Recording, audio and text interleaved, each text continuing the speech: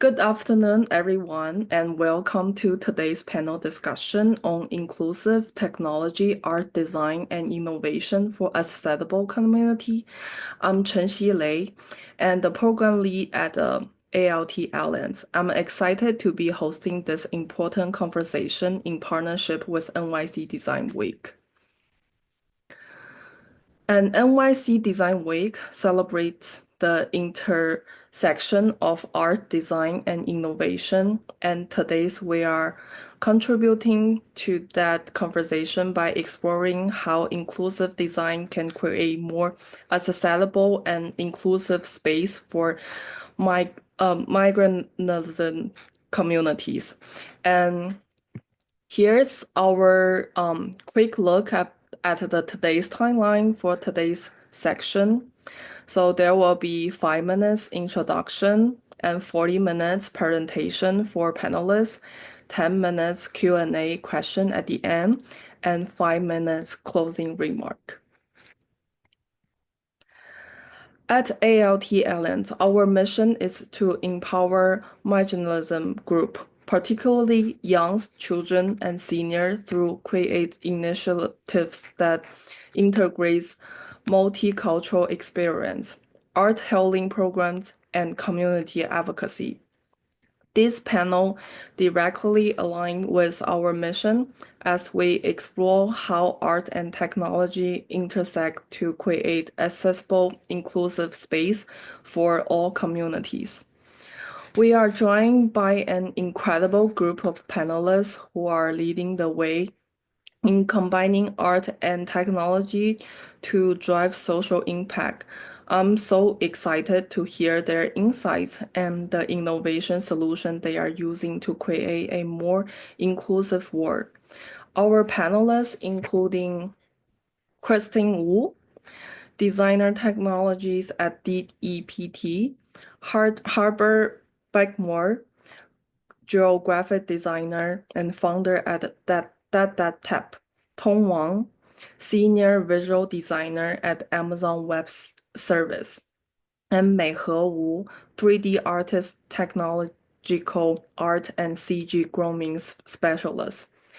And we will also have an engaging Q&A section at the end of the panel where I encourage all of you to ask questions and dive deeper into this topic discussion.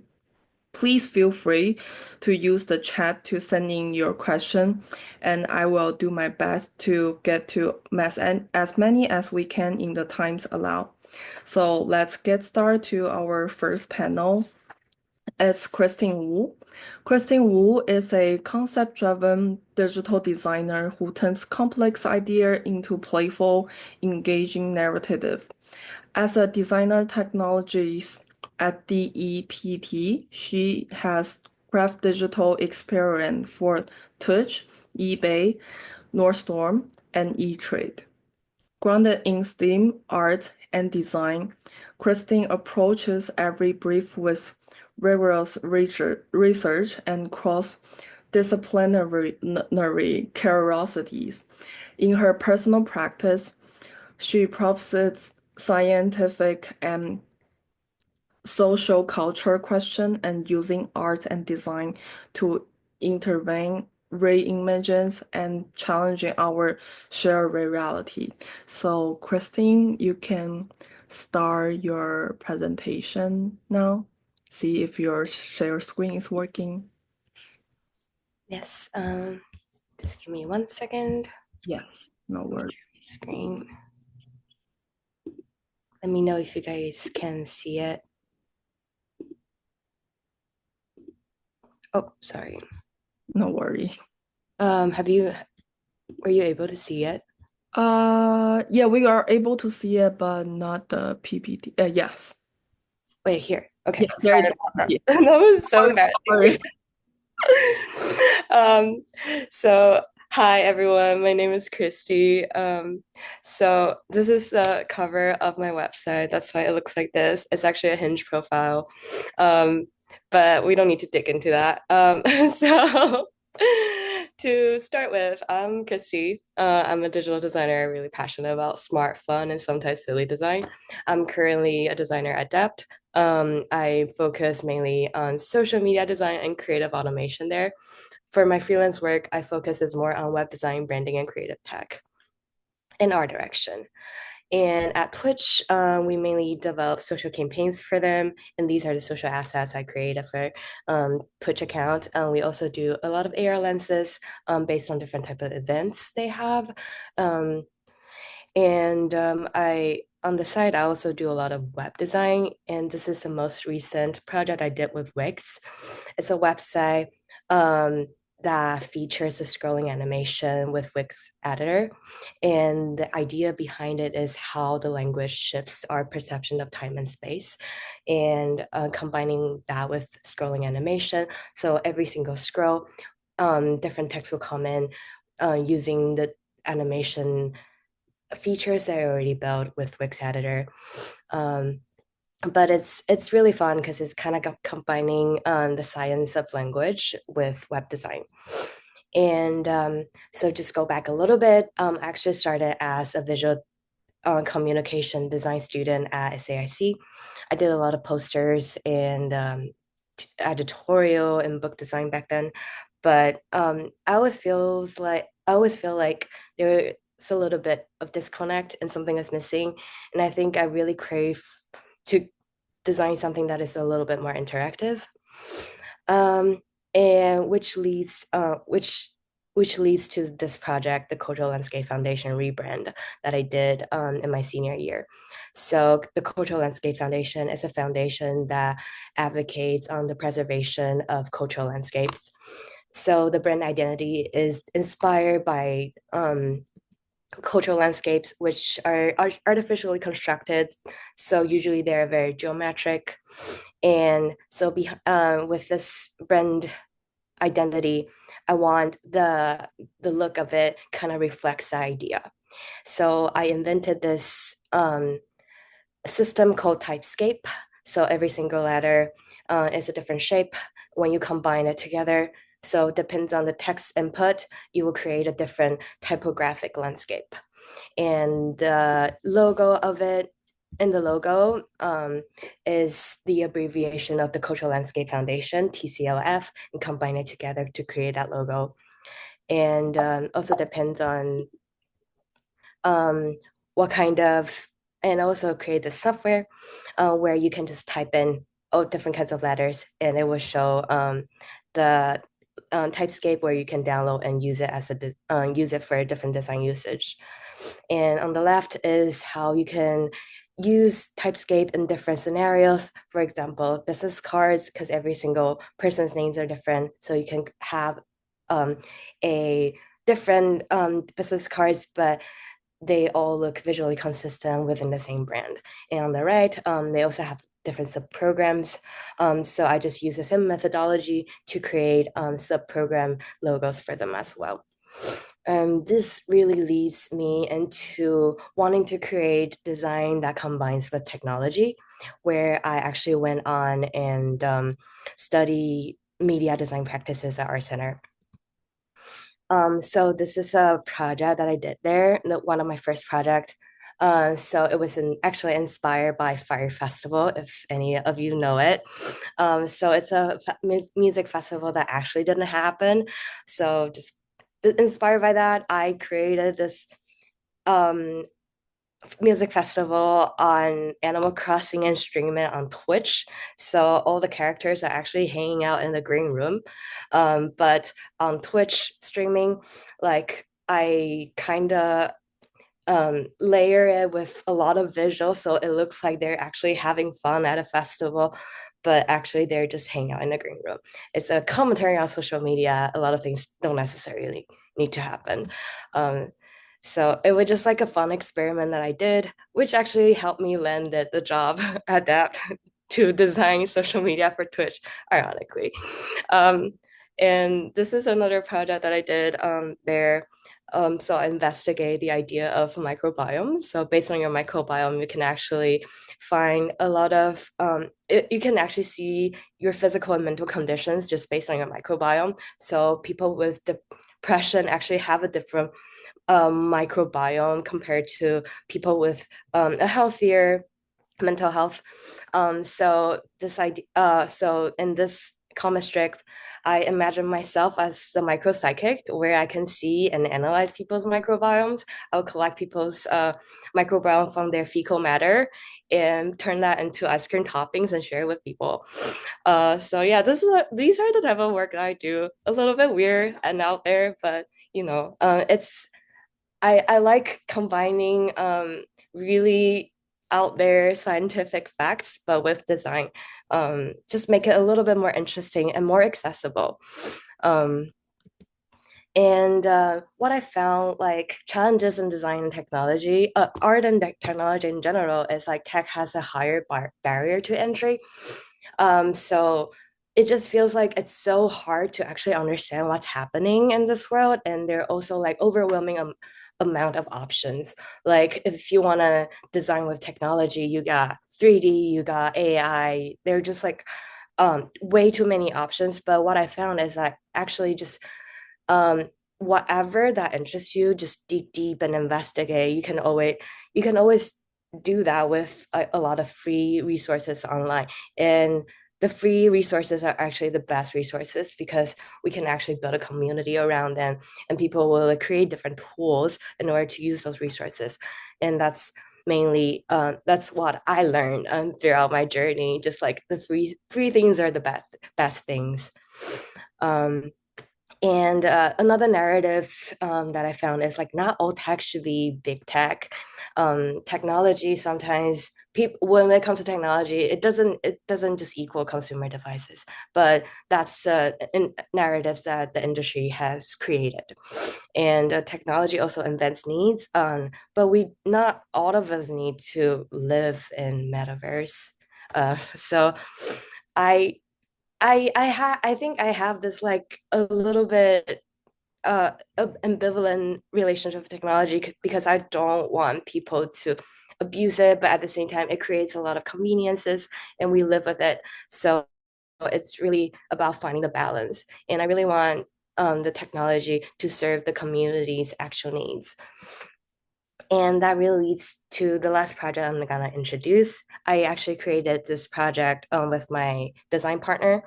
So it's called Wandering Wombs because in in the ancient Greek time, they think the womb in women's body actually goes around.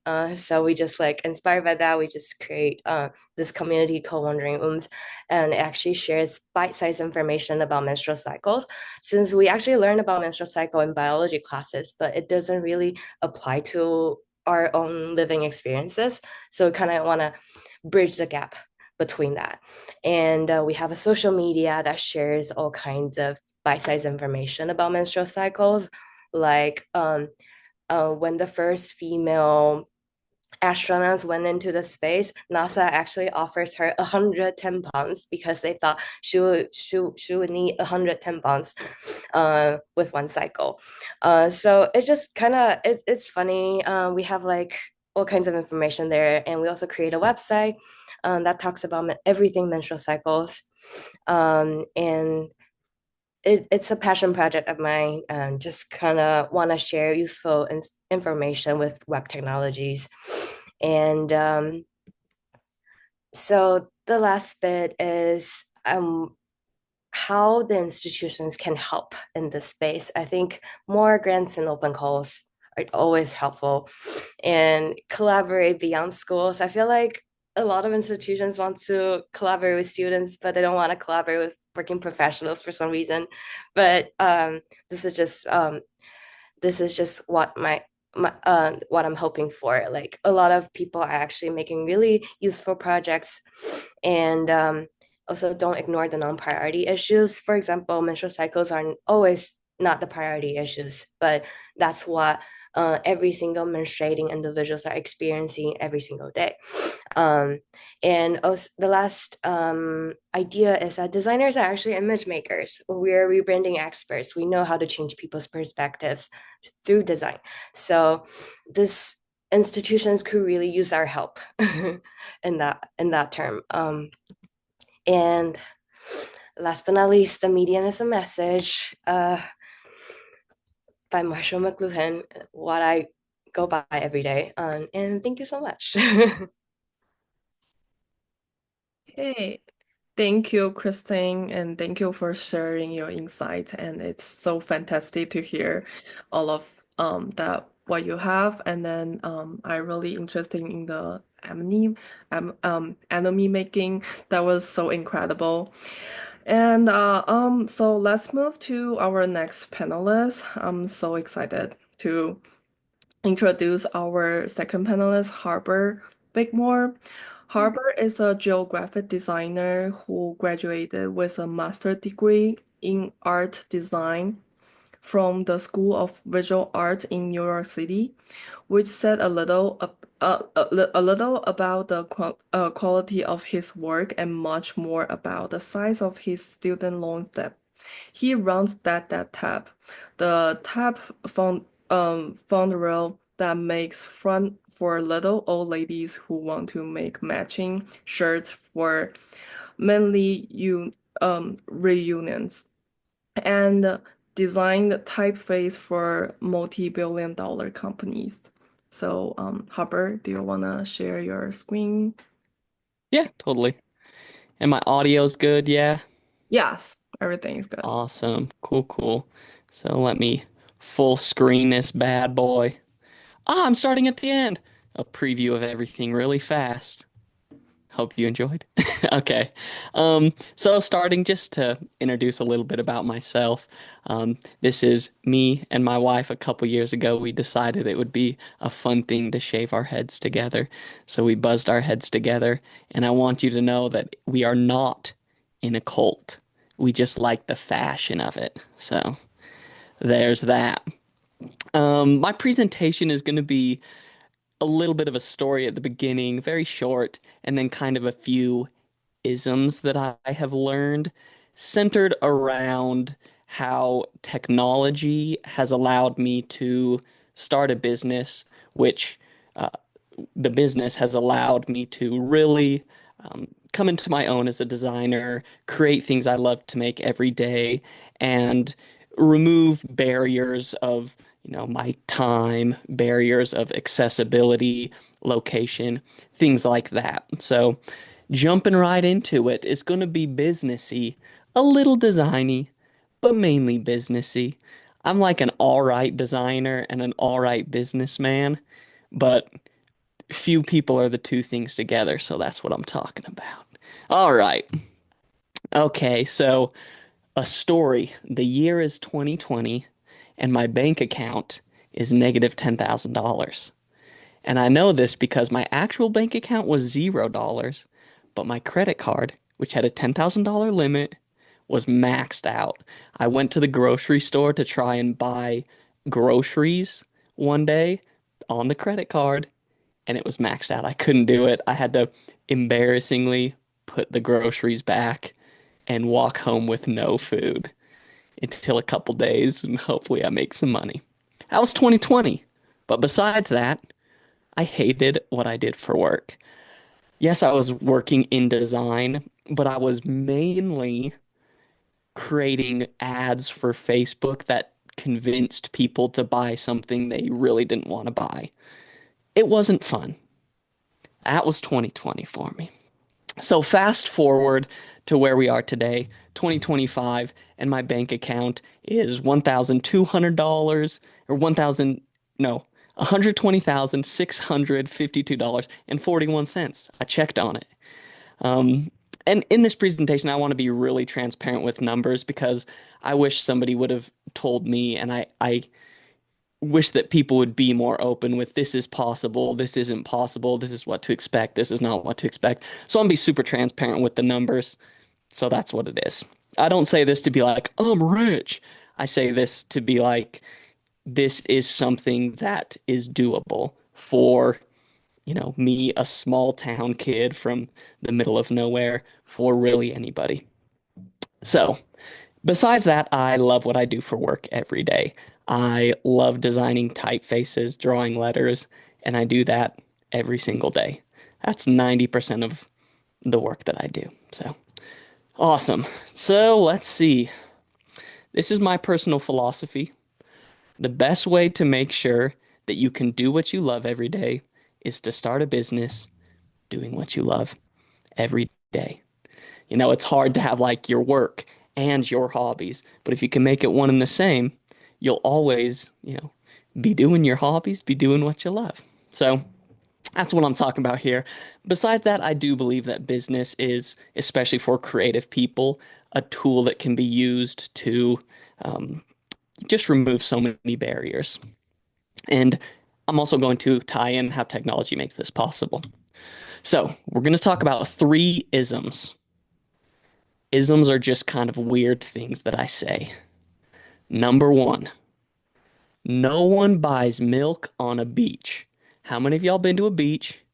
And how many of you have ever bought milk on a beach? It doesn't happen. That's milk on a beach. They don't look good together. So when you're on a beach, you want a lemonade. But let's make a scenario. Let's pretend there's 2 people on the beach. One selling lemonade, one is selling milk. The one selling lemonade is making a killing, making hundreds of dollars. The one selling milk is not. He's making no money because nobody buys milk on the beach. And if you ask these 2 people, like, hey, what do you do for a living? They both might say, I sell drinks on the beach. And one would look at the other and be like, he sells drinks on the beach and he's rich. I sell drinks on the beach and I'm poor. So, the principle of this ism is to be nuanced in what you do. You're not just a designer. Everyone's a designer. I don't even care if you're a lawyer. You're a designer. You have to construct arguments and organize facts. So be specific and nuanced with what you do, and that will help you understand where to peddle your wares, where you might be able to find an audience that is something that you can resonate with. So yeah, be specific about what you do. Nobody buys milk on a beach. However, people do buy milk when they're starving or gonna die of thirst in the desert and they just want a drink. They're gonna buy milk. So this is another principle: is people don't buy products; they buy solutions to problems. Milk on the beach doesn't solve any problems. It just makes you be phlegmy. Milk, when you're dying of dehydration in the desert, it solves the problem of saving your life. Exact same product, but how you present it or who you present it to is very important. So that's the first ism. Number 2. How technology makes this possible is essentially you can set up a milk stand in the desert from your home, from anywhere.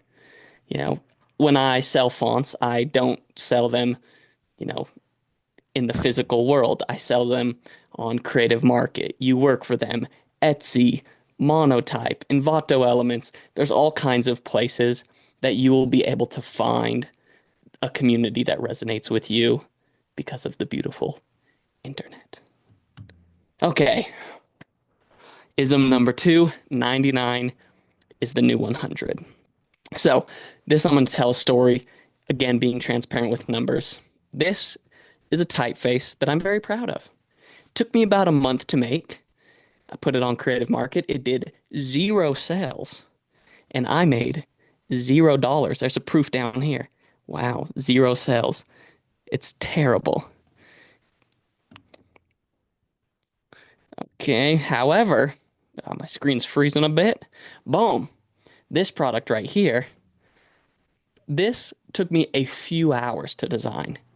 It did 634 sales, and I made $5,651 just on Creative Market on this little product. It's one of my best-selling ones, and it took me a few hours, right?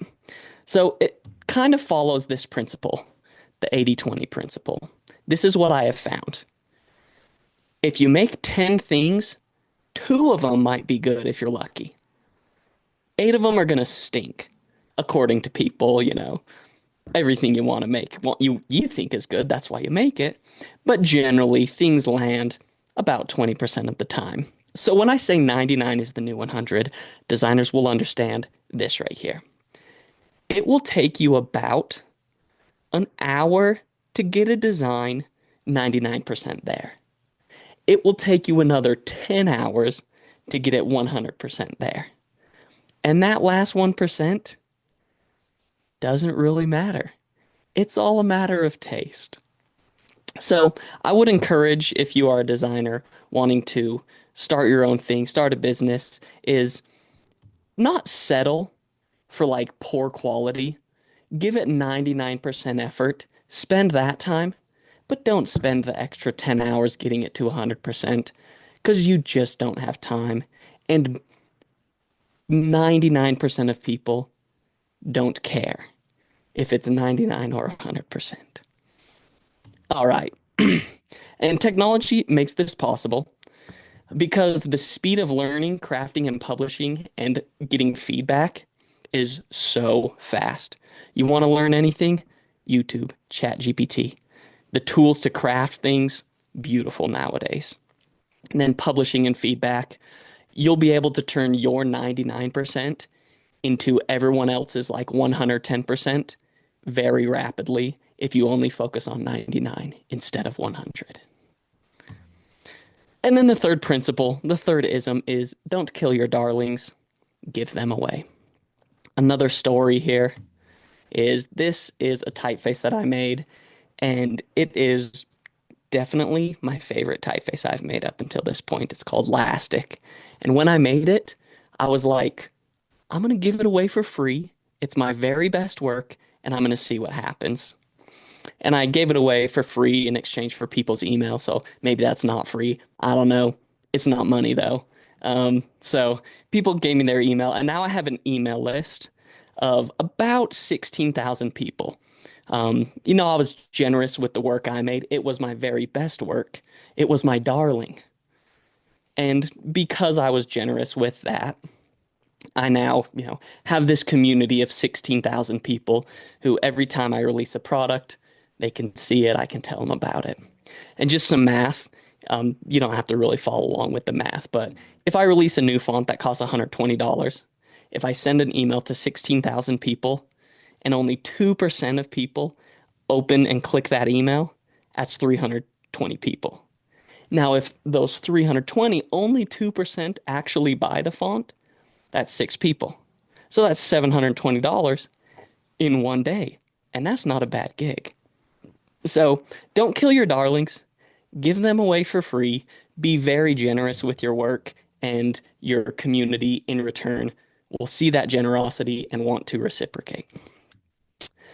Technology makes this possible to give away your darlings because you can create digitally, and it costs nothing to give away a digital product, and it costs no time, no money.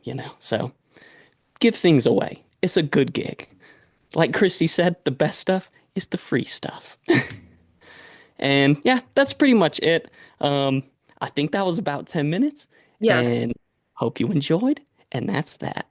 yeah. Okay, thank you so much, Hubbard. And then, yeah, I really like your idea about like the artist and then like the example about like the milk and lemonade on the beach. Yeah, that's like pretty interesting. And then let's introduce our next panelist, Tong Wang. Tong Wang is a multi uh, multidisciplinary design leader and the senior visual designer at Amazon Web Service, where he guides the visual languages and user experience of Cloud Space, AWS flagship open source design system.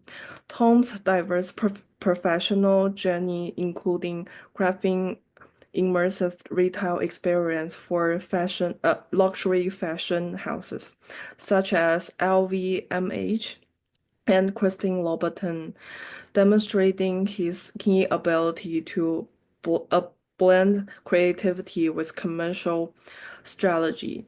He earned his Bachelor of Fine Arts from Parsons School of Design and a Master of Arts from New York University.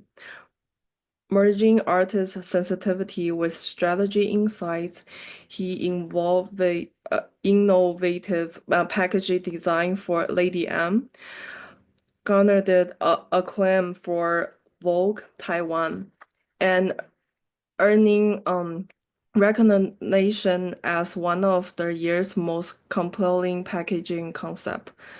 Tom's work shamelessly bridge fashion, technology, and system design, consistently delivering elegance, clearly, and inclusive across every project. So welcome Tom Wang for the next. And yeah, I see he already shared the screen. Tom, you can begin. Okay, thanks. Can everyone hear me? Yes, I think. Awesome. Yeah. Let me see if I can just like, yeah, thank you so much. Today actually I do want to, so the primary of my presentation, I do want to focus on one important question because many people was asking, will AI replace us? That's probably the most popular question. Long story short, I don't believe that. I don't believe AI will replace human, will replace a real artist. I think AI probably will equally contribute good designs, beautiful art like human do, but I will not think like AI will replace us because artists don't replace each other, right? If we cannot replace each other, then why we are worried about AI will replace us? I started my very early career in the fashion industry. It was a really good time because the fashion industry, people tend to what their primary job is to creating a beautiful dream for customers, and that charming designs will attract people to buy those products. But right now, but when like 20 years ago, when I just like started my very early career, when people think about fashion, people don't really think about fashion, it's art. But today the boundary is very vague, right? Because when we talk about fashion, we do believe fashion, photography, they're all art, they're important art. Uh, this is like when I graduated at school, I landed my first job at Christian Louboutin, and it's very famous Verso shoes. And the designer, the headquarters is based in Paris. And the one of the primary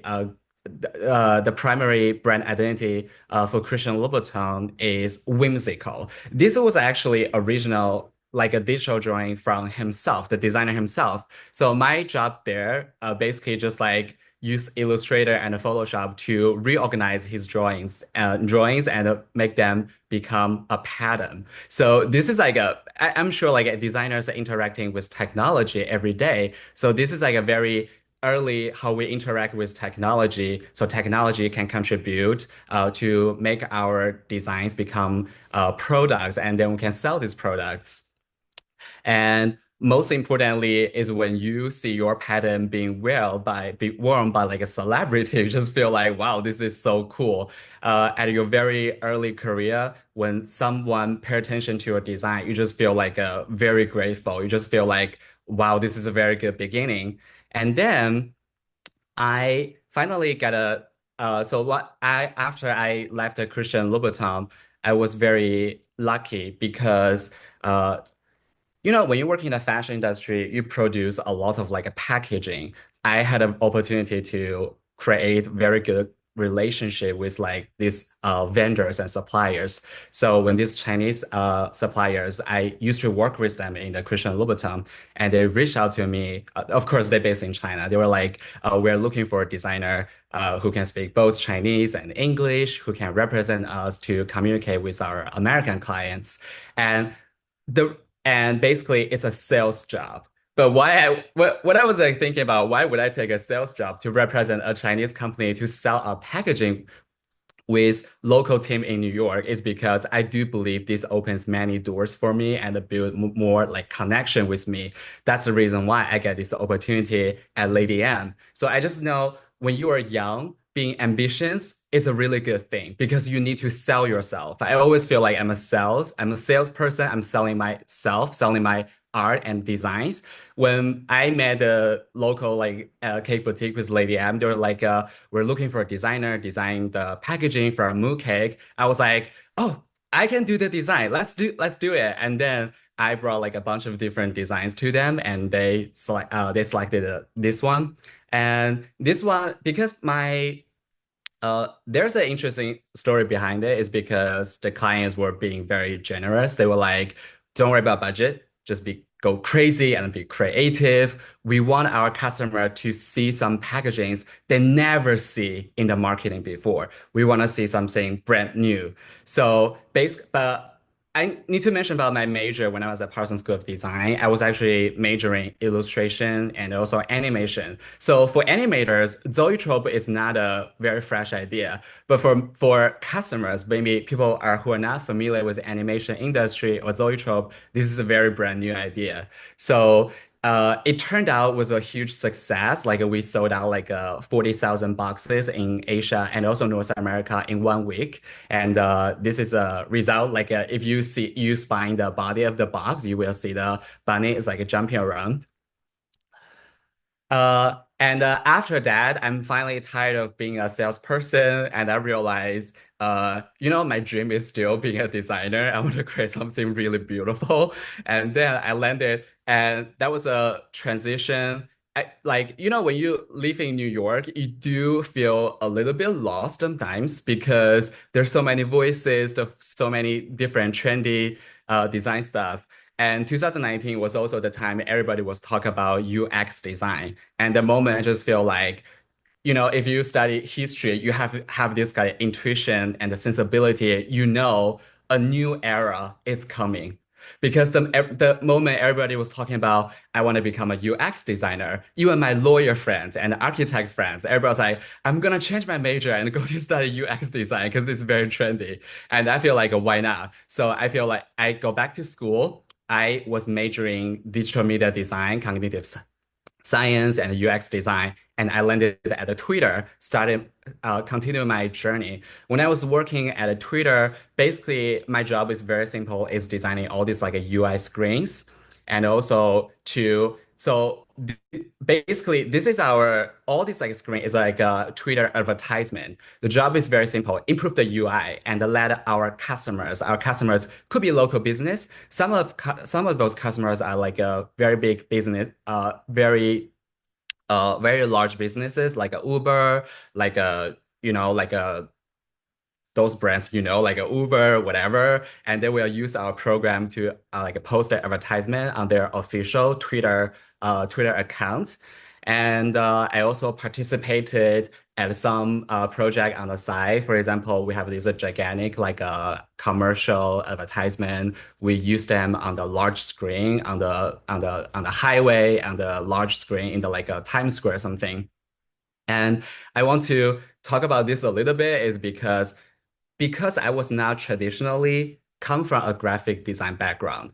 I never studied graphic design. My 4 years of formal education at school is all focused on the fine art, illustration, and animation. So that was actually the first time I really seriously dive into the graphic design. And I had a very good mentor when I was working at Twitter, and he was teaching me. He was also very patient, like teaching me this is a graphic design. You need to self-study this, self-study that, and then you can become a better designer. And also he introduced me a lot of like design skills, how to use a Photoshop.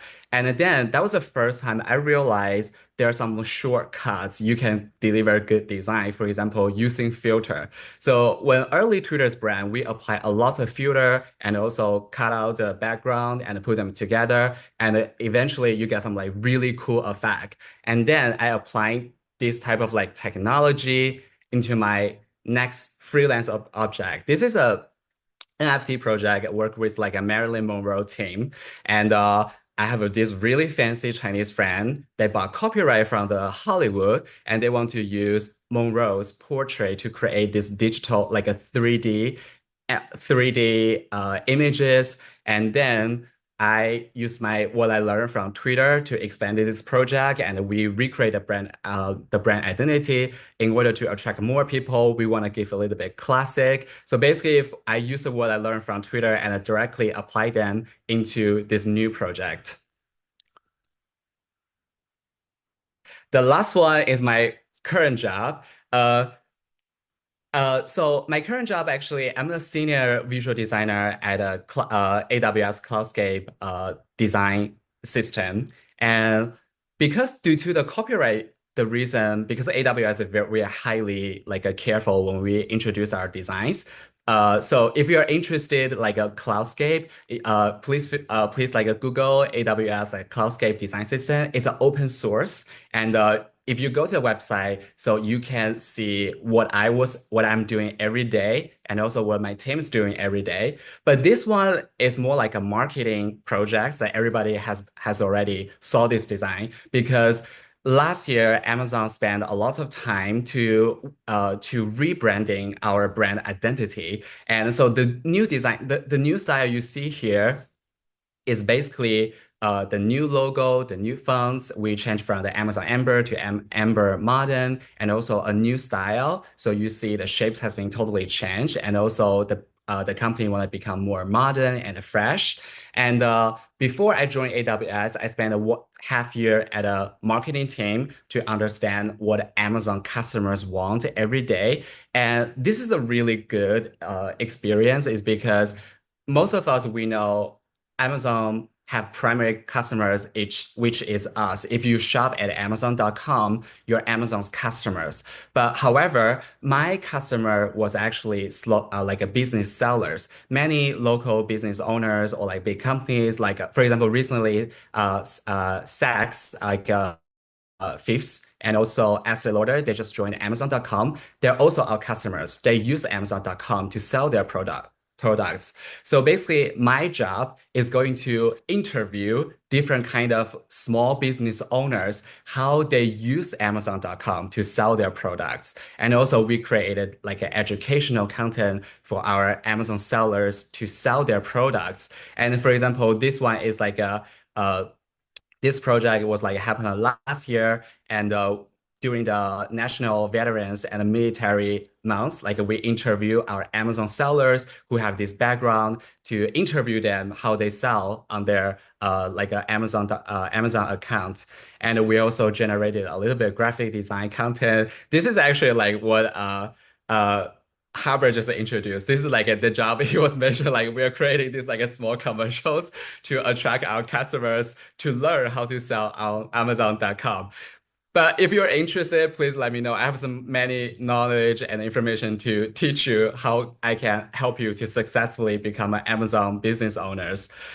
We also send our team to like to the every corner of the country to do photographers for our sellers, and to take photos for them, and also introduce their business stories with the other Amazon sellers to encourage and encourage more Amazon sellers to sell successfully.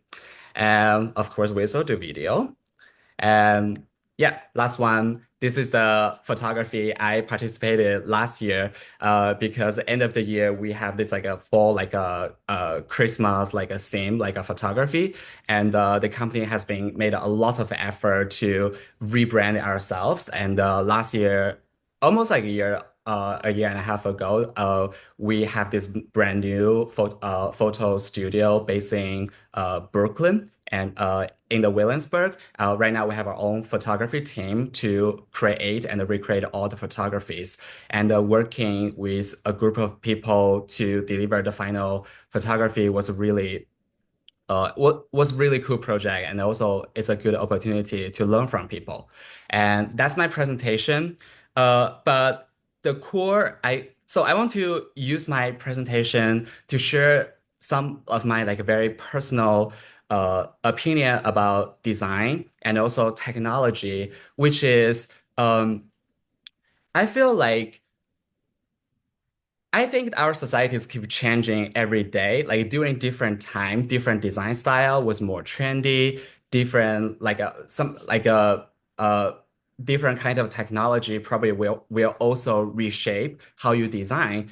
For instance, we had a Photoshop, we had an Illustrator, but now everybody is using Figma. Figma is a new tool. I'm sure sometime soon there are new tools like a Canva, like a Frame.io, they will all like coming out. The new technology, even one day the AI will become more robustic. And So right now, sorry. I'm so sorry, Tom, but we almost run out of the time. okay, one sentence. I just feel like all this technology will help you to improve your art. The only one way you won't get lost and be like a worry about your job is be yourself. Listen to yourself and follow your own voices. And this technology should help you to become you. Yeah, that's all I want to share. Yeah. Okay, thank you so much. After looking at your work, I'm pretty much think that when I shopped at Amazon, I pretty much have seen your work before. Okay, thank you so much for sharing. And then, so here today, come to our last panelist, Meihe Wu, and she is a 3D artist focusing on technology and CG grooming, currently working in LA. She works with multiple software, including Maya, Xgen, Octom, ZBrush, Unreal Engine, and Houdini. And she works on digital sculpturing, realistic hair creating, rendering, texturing, and else, and finds balance between the art and technology, working on 3D character, and uniting artists and technological knowledge to create work in the visual effort work. So let's begin, Meihe. Yeah. Okay, can you see my screen? Yes, we can see your screen and we can hear you.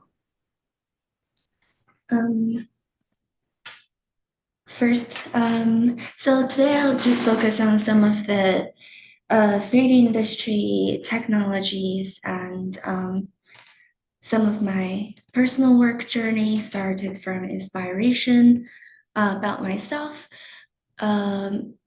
This is the website of my personal work. We're cleaning it right now. So this is my portfolio for the personal things. My personal journey I started since COVID. Started to take a lot of online classes. There are actually a lot of online resources that you can learn from the working artists in the industry. So COVID happened and I wanted to do what I wanted. My inspirations come from all those films, which that brings the imagination to life, makes the possibility of the storytelling endless. So I started all kinds of softwares. Also, a lot of the interactive installations in digital art museums. When I was living in New York, I was always inspired by them as the technology come into play, combined with art in virtual reality, which is in developing right now. That brings a lot of digital artwork more accessible and the experiences is more personal. AR, which is coming into our life right now too. We can daily access this. That's just we are in a blown up phase of the technologies coming into our lives, which is for me, I feel like it's like a renaissance. So challenges and techs in creating artworks and technologies. I will start by introducing some of the software that is used in the 3D industry that is saving time. And for example, this is the Ziva Dynamics. A lot of the work we see in the movies, in the Lion King, the animators use software as such to catch the moves of our bodies and put it directly into 3D models and make the movements, which is a technology which is used in the industry and in developing. Also, MetaHuman face tracking is recent, which Unreal Engine has brought into the industry. The link I will send in the chat later, but this make it possible to catch our facial expressions into digital humans, and it's real time. So this kind of technologies coming to life has saved a lot of time into making artworks more efficient. The challenges, I think, is the complexity. Complexity requires and the significant technical directions, so that to imply those tools, they will require a team of people and require the cost and accessibility. And by the end of the day, I think as artists, we want to see something that's original and creative. So these tools are just there to help, and to make something, to help with creations, to help with bring the visions of our minds into reality. I'm so sorry, Meihe. Do you want to present your presentation in full screen? Like Okay. right now, it's just, yeah. Okay. I don't know why it Yeah, did that. that will be great. Thank you. So and a lot of times technology come into play, and we see some CG works. It does not look like very organic, especially in the meantime, for the new technologies coming in, the tools that are chaotic in the industry.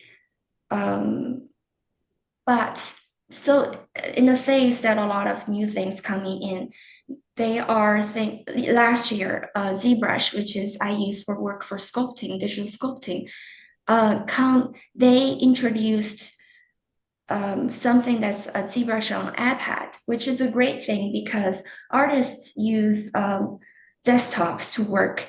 But ZBrush on iPad is bringing this software where you can just carry your iPad and do your drawings and do your artworks in a coffee shop or in a park. So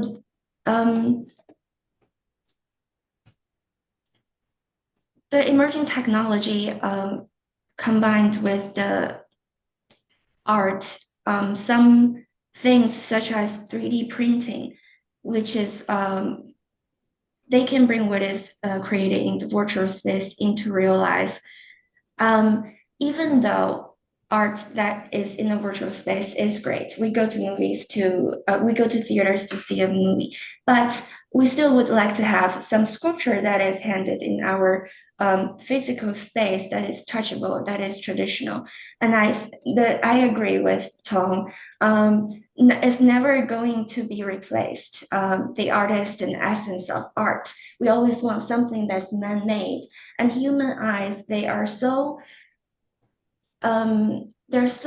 precise into catching something that is not organic. And that's also the challenge of what technology is facing. For example, catching the metahuman animators.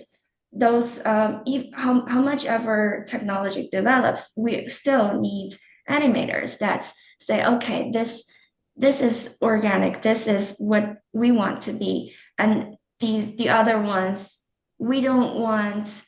So my mindset about technology and art is always, people still want that original copy of the paintings that's from the artists from 100 years ago, and that's still valuable, no matter how many cheap copies in the rest of the world they have made. So the value of art is never going to be diminished. And the question is, how do we embrace the technologies coming in? So the collaborations between artists and technologists. The project I'm working on right now is Star Trek, which is a classic project they are creating a hologram to a VR experience, which you can interact with, and that's like the next generation of the dream. That you can walk in a space and interact with something that is not really it's in past life, but it's there. So that is something that's very exciting to me. Um, so also the last thing is the future in art technology and design, the impact of AI, the role of government coming into play. The government is starting to forming laws for designs to protect concept artists, promote ethical and responsible use of AI. Also, legal support. There are unions, there are guilds, they're coming forming together, copyright and attribution. In the role of the nonprofit organizations, educations and professional development push for ethical and fair policies, offering tools, also help build network, which is something I want to work on as well. I think networking is so important for artists because we need to be seen, we need to communicate, and by collaborating, by networking with each other, we also support each other. There is a big community of us, and the kindness that forms in between artists and the community is what we need to bring to the world. So, so help building networks, host events, and support inclusive design. Also, the future in the next decades, hopefully, with the right guidance, law, and choices, we can create a harmony future that shapes the future of art, design, technology, and leading to innovations. That is all. Okay, perfect. And now we will have our Q&A section. And if anyone has any question we could maybe put it in the chat and we will answer it. And yes, can everyone see my presentation at here? If there's no more question and we almost get to the end. So here's our panelists' contact information, and if any of the audience are interested, you could make a screenshot, and also I will send out a thank you email later on. And here is our company's information. Yes, and thank you. So thank you to all of our panelists for sharing your insights today. It's been an inspiring conversation, and I hope we have sparked new idea about how art and technology can create inclusive, accessible space for underserved communities. And thank you to everyone who joined us today, and a special thank you to the NYC Design Week for their partnership. We look forward to continuing those conversations and exploring more ways we can make a difference together. As a reminder, Sorry, I'm so sorry. Do you want to? someone in the chat says asked a question about platform for learning skills. Oh, okay. Let's see.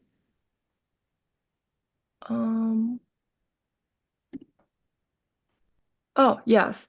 So there's a question, Photoshop and geographic design skill. Is anyone wanna maybe answer Molly's question here? YouTube. The best things are free. I think I went to like a very small university and the design program wasn't great. YouTube was where I learned most of what I know.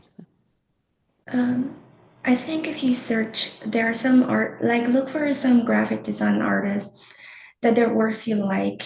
If you search some artists, they put on like a class package. You can like pay for $20 and just have like an entire series of their class. Yeah.